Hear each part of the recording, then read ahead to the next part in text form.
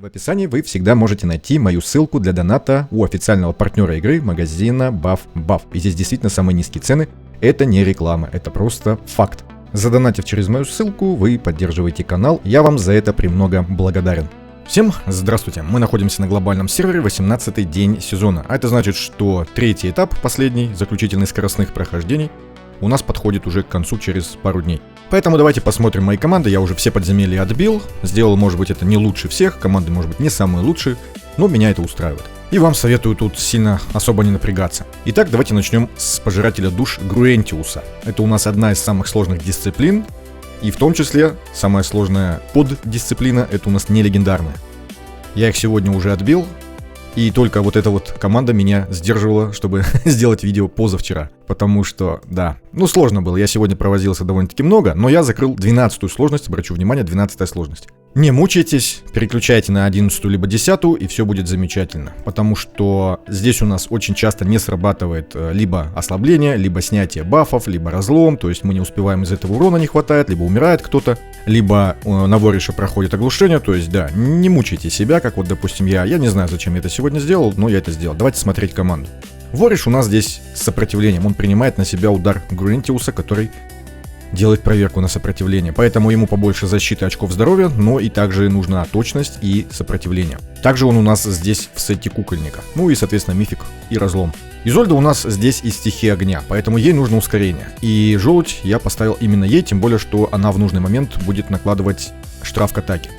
И в том числе делать это тогда, когда нам нужен еще и желудь. Она здесь в сете на выживание и с бессмертием. Набор талантов вот такой вот. Точность ей не забываем.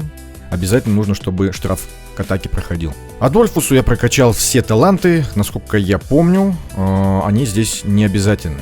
То есть прям все. Проверите. Если будет прям слишком сложно, просто убавьте сложность. Ему максимальная просвещенность сделал на остаток защиту и очки здоровья. Сет вот этот вот на снижение урона. И, соответственно, рога. Сразу скажу, без донатного артефакта, на 12 сложности, мне кажется, делать нечего. Я тут с ним промучился, но без него будет еще хуже. Так что лучше пробуйте 11-ю либо 10-ю. В этой дисциплине конкуренция чаще всего вообще минимальная. То есть там, человека 3, может быть 5 закрывают вообще дисциплину. То есть здесь достаточно любой сложности. Итак, Блэддин. Блэддин у нас здесь в урон, и на раздачу урона частично. И Гертин, естественно, полностью в урон. Я и даже все таланты вкачал. И олень. Олень у меня здесь вот такой. С блокировкой, обращу внимание, ударов 2. Тоже, скорее всего, повлияет на выживаемость, если вы захотите 12-ю сложность проходить. На 11-й, наверное, тоже повлияет. Расстановка вот такая. Почему такая? Потому что надо, чтобы Изольда все щиты свои, доставала щитами до всех. Вориш здесь, то есть он будет для него самым дальним. Также мне обязательно нужна была еда, иначе урона чуть-чуть не хватало. Давайте смотреть. У меня команда на таймингах, то есть в автоматическом режиме будет проходить. Но только из-за того, что либо сопротивление не сработает, либо ослабление не пройдет, либо баф с босса не снимется.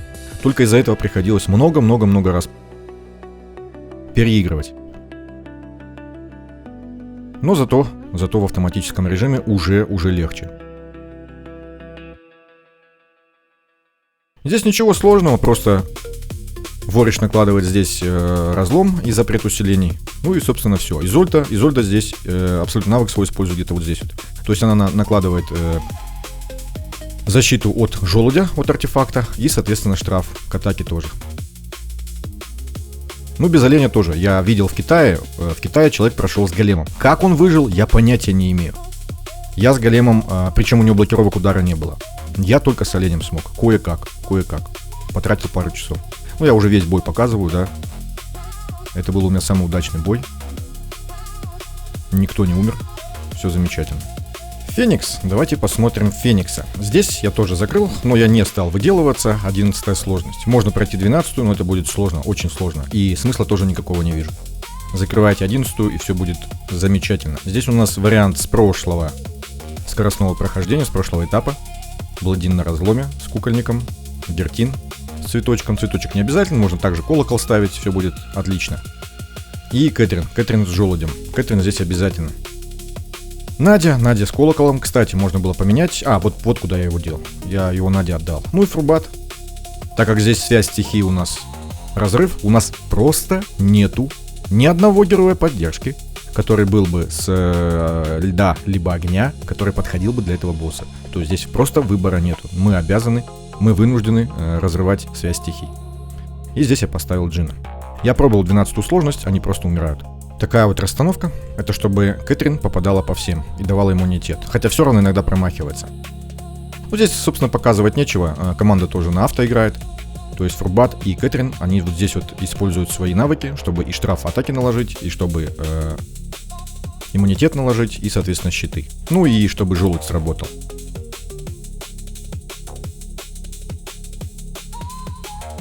Ну и вот так вот на авто бьем. То есть здесь показывать нечего, время уже тратить не буду. Гнилая могила. Здесь проблем не возникло, 53 секунды, последняя сложность. Вариант команды с прошлого этапа также, только просто переодет. Просто переодет. Гертин в урон, Бладин с разломом с кукольником. Норд у нас так же, как и был, донатный артефакт. Без донатного артефакта понятно, что выживать сложнее будет, но на лягушке на этой, насколько я помню, проблем не было с выживаемостью. То есть без донатного артефакта спокойно ставите там какой-нибудь сундук. Сфера здесь не подойдет дракона, сундук какой-нибудь поставите и все будет нормально. Здесь у меня тоже джин. Я здесь особо не заморачивался. Расстановка. И вот так вот бой проходит. Я здесь, по-моему, авто не делал. Видно, что выключен навык. Вообще, по-хорошему, Изольда просто должна вот здесь ходить. Когда уже лягушка, жаба, ударит своими ударами, чтобы на ней не было лишнего ослабления. И чтобы ударов не стало больше. Изольда ходит здесь, после ударов жабы. То есть это можно вручную выставить. Ой, вручную. В тайминге можно выставить, и никаких проблем. Видим, что урон высокий у нас, поэтому все успеваем сделать. Правда, если бы она ударила еще раз, возможно, что в следующий раз мы бы умерли все. Тут уже было на грани. Ну, если что, ставьте оленя, бой затянется, но зато пройдете. Проклятая могила. Здесь вообще 38 секунд. Обратите внимание. Опять же, я пачку взял с прошлого этапа, просто ее переодел. Также обращу внимание, здесь нету никакого вориша. И поэтому мы так быстро справились. То есть здесь я брал нахрапом. Ну, не снимал никакие бафы. Чисто за счет штрафа атаки и за счет щитов. И за счет того, что у нас хорошее уже снаряжение. Здесь я его задавил, массой задавил. Если бы он ударил еще раз, возможно, что я бы там уже умер. Такая вот расстановка. Давайте смотреть.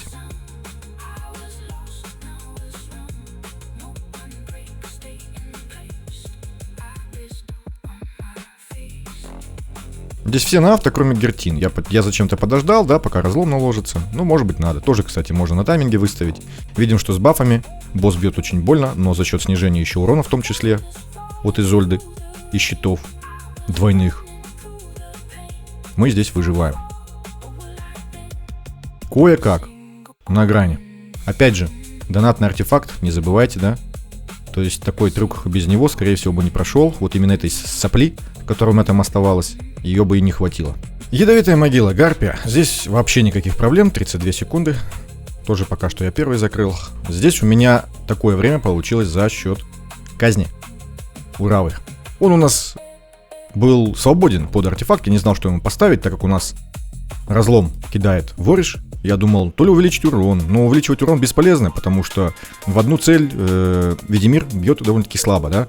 А при этом Рава со своим вот этим вот полем морозным, он бьет постоянно, да, потихонечку. Соответственно, если он ударит в тот момент, когда у босса мало здоровья, то казнь сработает. Ну и я этим и воспользовался, получилось 32 секунды. Ведимир здесь с привычными нам когтями, то есть просто переодет с прошлого этапа.